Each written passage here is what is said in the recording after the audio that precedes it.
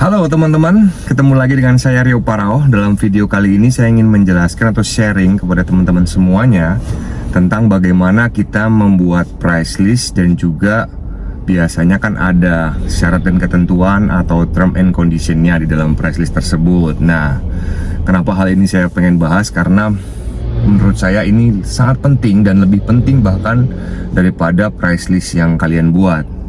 Kadang kita membuat price list itu fokus terhadap price listnya, harganya, penentuan harga. Ya, itu memang penting juga ya. Cuman ada yang tidak kalah penting, yaitu apa? Yaitu sebenarnya cara kita membuat sebuah aturan main lah ya, atau syarat dan ketentuan, atau term and condition, dan apapun itu sebutannya.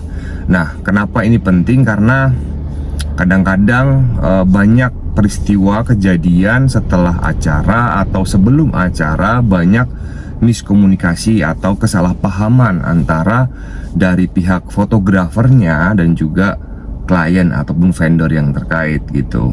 Nah, sebelum saya membahas itu, karena saya banyak sekali juga dapat masukan dan juga dapat keluh kesah dari teman-teman fotografer khususnya. Nah, di sini saya tidak menjelaskan tentang bagaimana saya membuat price listnya, penentuan harganya, bukan ya, tapi hanya saya menjelaskan tentang bagaimana cara membuat price list atau term and condition itu yang jelas, yang dapat dipahami, yang singkat, yang tidak menimbulkan kesalahpahaman. Nah, yang pertama-tama dari mulai price list dulu ya. Biasanya kita kan kalau fotografer itu membuat price list itu kan dipikirin tuh yang keren ya, layoutnya keren, tampilannya keren. Itu penting juga, itu penting. Tapi jangan terlena hanya kita memikirkan layoutnya, tapi juga isinya. Nah, di dalam price list itu kan juga biasanya keterangan dan penjelasannya itu bagaimana sih gitu. Nah, seperti halnya kalau kita bicara foto wedding atau pre-wedding ya, biasanya kan di dalam price list itu terbagi beberapa paket ya. Ya, tergantung kalian mau bikin satu paket, dua paket, tiga paket, dan seterusnya. Nah, kalau bisa memang tidak terlalu banyak paket sehingga orang tidak bingung memilih, dan juga jangan terlalu sedikit membuat sebuah alternatif paket. Karena kalau sedikit membuat alternatif paket, takutnya ya saya mending nggak jadi deh pakai vendor ini karena cuman dikasih harga 10 juta doang, padahal saya budget saya 6 juta misalnya gitu. Tapi kalau banyak paket atau banyak pilihan juga akan membuat bingung kan gitu. Kok banyak banget ya? Ya itu kalau terlalu banyak tidak bagus juga gitu. Nah, di dalam paket, di dalam setiap paketnya itu pasti kan ada salah satunya pasti jelas ya, itu masalah harga. Iya, pasti harus ada harganya. Dan juga paket A, B, C, D itu kan pasti ada cetakan.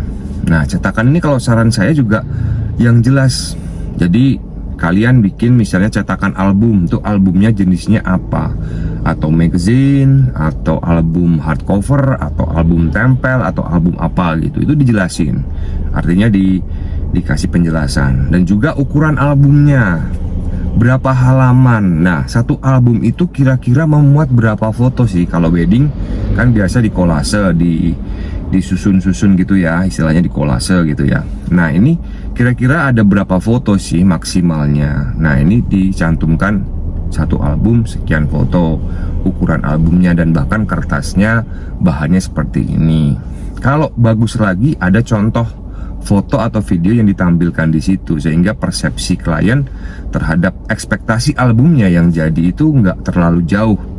Mikirnya album magazine, tapi pada saat mereka terima albumnya, loh kok cuman begini. Kita bisa ngakalin dengan kita foto albumnya, dari covernya, dari halamannya, detail kertasnya. Itu akan lebih informatif berapa foto yang akan didapat, berapa foto yang akan diedit. Kalau misalnya kalian punya cetakan besar, misalnya cetak A2, A2 itu berapa kali berapa sih, A1 berapa kali berapa sih, jangan cuma A1, A2, A3 gitu. Kan nggak semua orang paham tentang A1, A2, A3 atau A0 gitu ya. Nah, itu dikasih ukuran. Kalau misalnya dikasih bingkai, bingkainya akan seperti apa. Lebih bagus kalau kalian sertakan contoh fotonya. Itu itu akan menjadi sebuah bayangan klien juga. Oh, nanti akan jadinya seperti ini tau, seperti itu paling tidak. Nah, biasanya sih yang sering miskom itu masalah jenis album sama cetakan dan lain-lain ya. Nah, terus masalah flash disk, apakah foto ini diberikan dalam bentuk soft file, artinya hanya dikirim via Google Drive, atau kita menyediakan flash disk. Ya, sebenarnya kalau menurut saya pribadi secara keamanannya lebih enak di Google Drive, karena kan si klien bisa mendownload langsung, bisa disimpan atau di copy di laptopnya, di komputernya atau di hard disknya mereka. Cuman kan juga tidak semua klien yang mempunyai tidak semua klien mau untuk mendownload sekian ribu foto, sekian ratus foto, ribet, makan waktu. Nah, ini juga makanya si fotografer juga memberikan flash disk, karena flash disk ini kan juga rawan rusak, rawan hilang kan. Jadi kalau misalnya filenya nanti hilang atau flash disknya rusak juga akan repot lagi. Nah, tapi itu bisa dijelaskan di price listnya. Jadi penyimpanan filenya atau distribusi filenya seperti apa. Misalnya kayak video ya, video atau kalian kalau ada wedding atau pre-wedding, ini videonya video sinematik, video dokumentasi. Nah, kadang kan tidak semua klien tuh paham tentang sebenarnya video sinematik itu apa sih, video dokumentasi itu apa sih. Nah, kan nggak ngerti. Nah, untuk menjelaskannya kan agak susah tuh kalau diketik.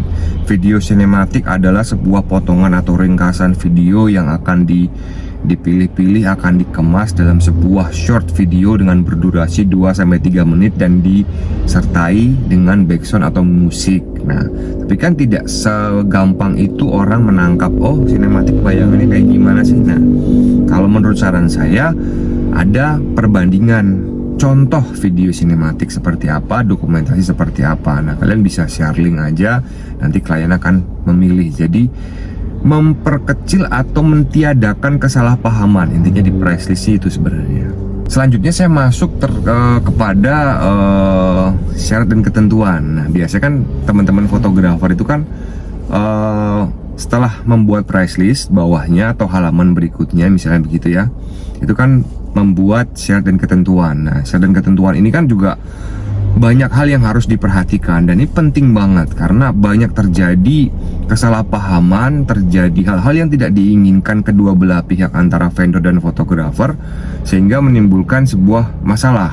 Nah, bukan berarti ini ketika kita membuat sebuah syarat dan ketentuan itu tidak ada masalah, tapi pengennya begitu, tidak ada di kemudian hari, tidak ada kesalahpahaman, ya kan, antara fotografer sama si kliennya. Tapi paling tidak bagaimana caranya kita mengantisipasi masalah tersebut, kan begitu. Yang pertama-tama dalam term and condition itu adalah satu, itu misalnya masalah DP atau pelunasan. Nah, DP atau pelunasan itu kadang-kadang si klien, tidak semua klien atau orang memahami tentang arti DP itu seperti apa. Nah, artinya DP itu bisa dijelaskan, misalnya minimal 50% atau mungkin termin 1, termin 2, termin 3 gitu ya.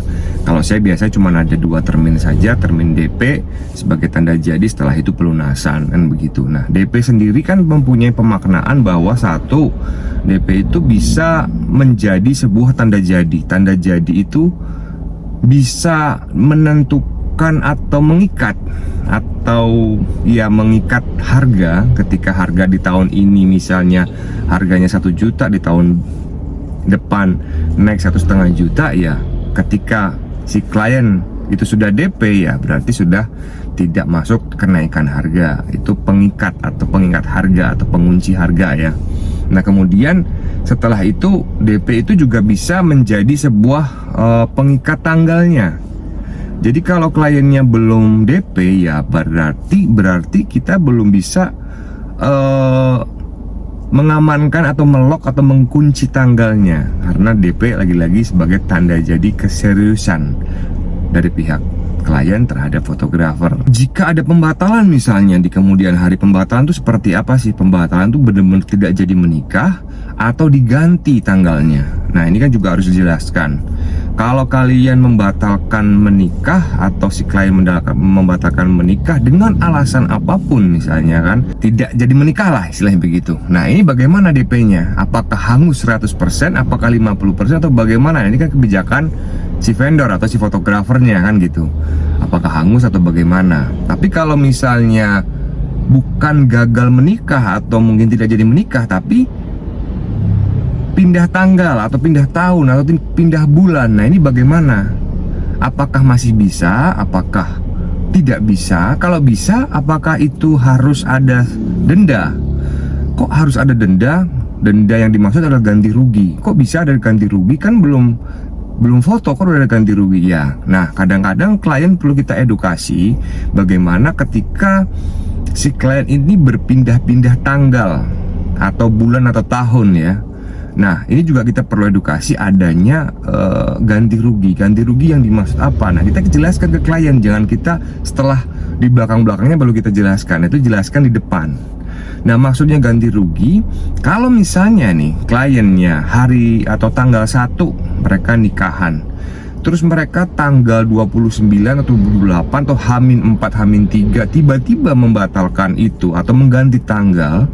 Nah, berarti klien harus mengganti rugi karena kenapa? Karena dari pihak fotografer, si vendor terutama, vendor itu kan pasti punya freelance atau entah itu in-house atau fotografer in-house-nya. Nah, kebanyakan kan si vendor itu kan mempunyai fotografer freelance kan. Nah, fotografer freelance ini juga pastinya kan akan memblok atau menolak job yang dari yang lainnya kan begitu. Nah, ketika haminnya terlalu sempit, terlalu pendek, berarti si fotografer nganggur di tanggal itu ya kalau dia dapat ganti rugi dengan istilahnya pekerjaan yang lain. Tapi kalau enggak kan rugi, vendornya juga rugi, fotografer atau freelance-nya juga rugi. Nah, maka dari itu ada syarat dan ketentuannya, boleh diganti tanggalnya, boleh dipindah tahunnya atau bulannya, tetapi hamin berapa? Misalnya hamin seminggu, hamin 2 minggu. Nah, ketika hamin 2 minggu dia mengganti tanggal dan bulannya, otomatis si vendornya juga bilang tuh sama si kliennya, oke, kakak tidak mendapatkan ganti rugi ya, tapi karena kakak 2 minggu sebelumnya. Dan si vendor harus bilang ke freelance-nya juga bahwa ini nanti di aturanku, di vendorku ini, kalau kalian mau ada klien kita atau klienku minta ganti tanggal hamin 2 minggu nggak apa-apa ya, tapi kalau lebih dari itu kena charge, misalnya berapa juta kah, berapa persen kah. Nah, itu juga harus dijelaskan. Nah, dari situ paham ya. Jadi yang dimaksud untuk ganti rugi, klien membatalkan atau berpindah waktu itu untuk mengganti job-job freelance yang sudah ditolak. Karena tidak semua klien memahami atau berpikiran sampai situ. Masalah payment ini kan juga riskan juga. Kadang ada kasus yang ternyata dari kliennya transfer ke rekeningnya fotografernya atau adminnya atau finance-nya atau siapa yang tidak jelas, tiba-tiba dibawa kabur duitnya.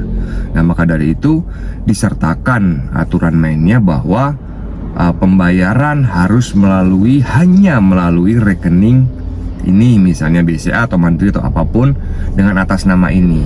Jika tidak ditransfer dengan rekening tersebut, maka pembayaran kami anggap tidak sah, dan juga disertakan bukti transfernya. Nah, seperti itu.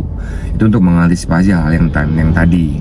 Yang mengaku-ngaku ditransfer di sini aja kak, ini sama aja kok sama vendornya, ternyata dia kabur. Nah, ini kan juga malah justru repot ya. Masalah price list itu juga kita sertakan penjelasan di situ bahwa price list dapat berubah sewaktu-waktu tanpa pemberitahuan sebelumnya. Nah, ini kan juga kok saya kemarin nanya sekian, sekarang udah berubah nih, kok berubah-berubah terus price listnya. Nah, tapi ketika sudah ada tertulis di situ kan jadi tidak menjadi buruk sangka bahwa ternyata ya price list itu dinamis. Masalah album tadi sudah saya sebutkan, masalah album di depan, masalah album juga harus jelas juga, dan juga maksimal jadinya tuh berapa lama sih, seminggu, 2 minggu, 3 minggu, 3 tahun, 5 tahun kah? Nah, itu juga harus dijelaskan. Malah justru kalau misalnya 3 minggu jadi ternyata 2 minggu udah jadi lebih lebih keren ya, lebih keren seperti itu. Kadang-kadang orang itu lebih suka dibeli surprise daripada diiming-imingin di depan. Wah, nanti jadinya cepet kok kak, nanti 2 minggu jadi. Iya memang 2 minggu jadi, tapi lebih seneng lagi ketika kita bilang kira-kira 3 minggu udah jadinya atau 2 minggu, tapi seminggu udah jadi. Nah itu lebih bagus karena ada service surprise yang dimana itu membuat klien terkesan gitu loh. Nah ini album juga harus dijelaskan, albumnya kolase itu apa sih kolase? Beberapa foto disusun di satu halaman, berikan contoh, lagi-lagi ada contoh kolase itu seperti ini loh. Nah itu jadi punya imajinasi, punya bayangan gitu kliennya. Price listnya sudah jelas, bagaimana cara pembayarannya sudah jelas, DP juga sudah jelas, dan selanjutnya adalah ketika acara sudah selesai atau pekerjaan sudah selesai, file itu kan pasti masih disimpan oleh vendornya, oleh fotografernya. Nah, penyimpanan atau pengamanan file itu sebenarnya kita juga punya limit loh. Karena kan kalau dibilang kita menampung dari mulai awal karir kita sampai hari ini, kita menampung semua file, wah udah berapa ratus terabyte ya yang kita harus siapkan, harus kita beli harddisknya, belum resiko nanti rusak dan lain-lain. Nah maksud saya di sini adalah paling tidak kalian menjelaskan kita bisa menyimpan file atau mengamankan file sekian tahun, sekian bulan, sekian minggu, sekian hari, misalnya seperti itu. Jadi karena banyak sekali ketika 2 tahun setelah pernikahan, 2 tahun setelah pekerjaan selesai, bahkan ada yang 5 tahun setelah itu filenya itu masih diminta. Maksudnya vendornya atau maksudnya kliennya filenya hilang. Oh, mohon maaf mas, ini flash disk saya hilang, ketelingsut, harddisk saya hilang, komputer saya hilang, atau rusak atau apa. Nah ini saya minta filenya lagi dong. Nah ketika tidak dikasih filenya marah atau mungkin menuntut. Nah ini kan tidak boleh karena ada limit waktunya yang harus dijelaskan. Lagi-lagi semua tuh harus dijelaskan secara tertulis. Karena kalau kita bicara aja atau ngomong aja secara verbal itu takutnya lupa. Karena saya kirain kalau nggak salah dulu masnya bilangnya, mbaknya bilang, nah ini udah susah nantinya. Tapi kalau sudah ada bukti tertulisnya itu akan lebih enak, lebih gampang. Tergantung vendornya ya, artinya bisa cuman ukuran beberapa bulan. Setelah itu jika masih kita menyimpan, kita akan memberikan secara cuma-cuma. Nanti dari pihak lainnya hanya menyiapkan flash disk atau hard disknya saja, kita kopikan free. Tapi jika ternyata pada saat klien sewaktu-waktu minta dan kita tidak ada filenya, sudah kita hapus, ya kliennya nggak boleh marah karena sudah dijelaskan di awal. Nah ini pentingnya penjelasan di awal seperti itu. Kemudian selanjutnya, kalau fotografer wedding atau pre-wedding ya kan agak sedikit berbeda ya, term and conditionnya atau syarat dan ketentuannya kan sedikit berbeda. Kalau biasanya pre-wedding kan biasanya harga itu tidak termasuk misalnya perizinan lokasi pada saat kita wedding di mana, kan pasti ada perizinan lokasi, ada bayar ya. Ya ditulis aja tidak, harga tersebut tidak termasuk perizinan lokasi dalam tanda kurung jika ada, misalnya tidak termasuk transport, tidak termasuk apa. Nah ini yang exclude-nya apa, yang include-nya apa. Nah begitu juga di wedding juga sama. Exclude-nya apa sih? Kalau penambahan album, penambahan apa. Nah ini juga harus disertakan, harus dijelaskan di situ. Jadi klien juga tidak dikira menjebak. Oh saya kira udah semuanya udah termasuk mas, ternyata belum. Apa-apa itu harus ditulis gitu. Mungkin bisa pre-wedding, bisa wedding juga ya. Jadi untuk fotografer wedding, pre-wedding gitu ya, biasanya kan kita nggak mungkin kita dapat job selalu di dalam kota terus ya. Biasanya di luar kota, di luar Jawa, bahkan di luar negeri. Nah ini kan juga harus punya penjelasan juga. Misalnya saya di Jogja nih, terus ada wedding di misalnya di Surabaya misalnya. Nah di Surabaya ini harganya sama nggak kayak di price list atau beda? Nah itu sekalian dijelaskan dalam arti kalau saya biasanya saya memakai prosentase. Misalnya prosentase itu kita udah hitung. Misalnya ke Surabaya saya harus bensin, saya harus sewa mobil misalnya, saya harus bayar tol, saya harus makan, saya harus sewa hotel, saya harus makan kru dan lain-lain. Nah ini juga harus kita perhitungkan. Misalnya kalkulasinya, misalnya saya butuh akomodasi dan itu 5 juta. Nah 5 juta itu berapa persen sih dari harga price list kita ini gitu. Jadi anggap aja misalnya kita punya harga price list 10 juta 10 juta, ada charge mungkin 20%. 20%-nya berapa sih? Nah 20% itu sudah dihitung untuk mengcover biaya 5 tadi itu, akomodasi, terus juga transport dan lain-lain, makan dan lain-lain sudah tercover. Jadi tidak langsung, tidak dijelaskan di belakang. Nah otomatis dari pihak vendor itu juga menanyakan dulu weddingnya di mana atau preweddingnya di mana. Kalau preweddingnya di sini ada penambahan sekian persen kak, atau sekian juta juga boleh, atau dengan nominal rupiah juga boleh. Nah itu juga dijelaskan dalam price list ya. Jadi jika foto atau weddingnya dilakukan di luar kota, maka harap menghubungi kami lebih lanjut. Nah ini lebih enak karena kan bisa ngobrol, tahu lokasinya di mana. Misalnya kadang-kadang saya di Jogja, tapi Jogjanya Jogja pelosok jauh banget. Nah takutnya nanti si vendornya atau fotografernya ngomel-ngomel, katanya di Jogja, ternyata mana Gunung Kidul, mana Wonosari atau mana, kan jadi kecewa kan gitu. Nah ini mengantisipasinya kata-katanya seperti tadi untuk price list tersebut dalam area Jogja dan sekitarnya, misalnya Jogja nih.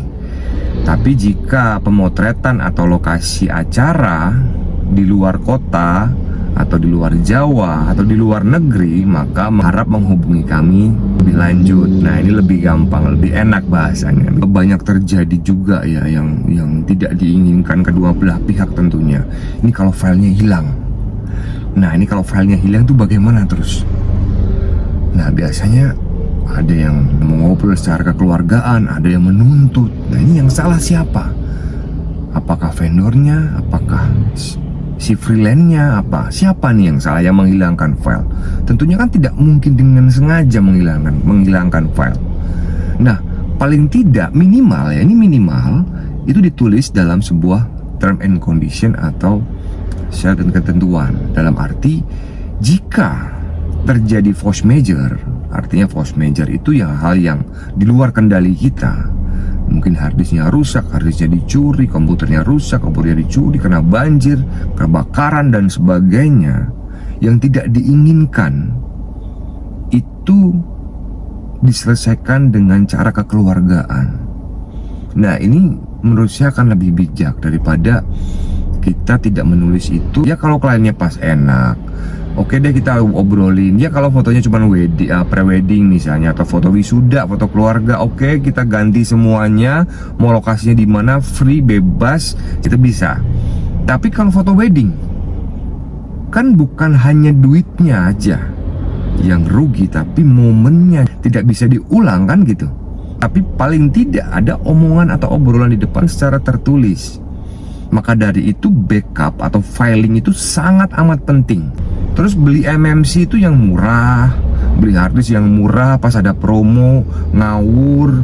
Terus nanti beli second di tempat temen, nggak tahu kesehatan harddisknya, MMC-nya. Padahal itu adalah harta karun untuk menyimpan file-file penting yang tidak bisa diulang loh. Ini bukan masalah duitnya aja loh. Mending kehilangan kamera loh daripada kehilangan file.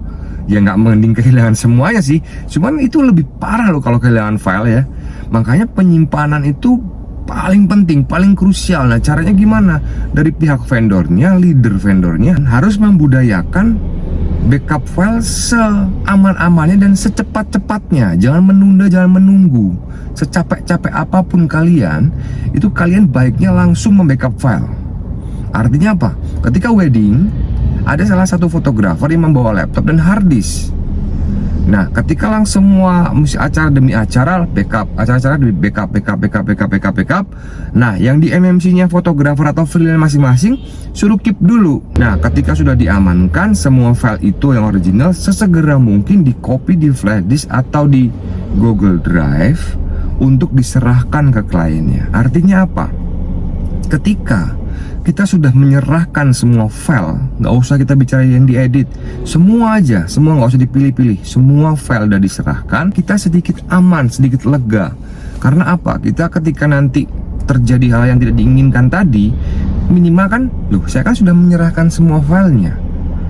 Nah, minimal sudah ada backupnya tuh di mana-mana. Karena ini event wedding loh, penting banget. Penting banget ya, jangan disepelekan. Ini masalah momen orang lain. Tanggung jawabnya super mengerikan. Menyimpan momen orang lain yang tidak boleh hilang. Tapi kan lagi-lagi kita hanya manusia. Kadang hilaf, kadang lupa, kadang ceroboh. Yang kita sebut tadi force major tadi. Nah, maka dari itu harus disebutkan di price list, di term and condition, dan SOP para vendor itu harus ketat banget dalam filing penyimpanan foto.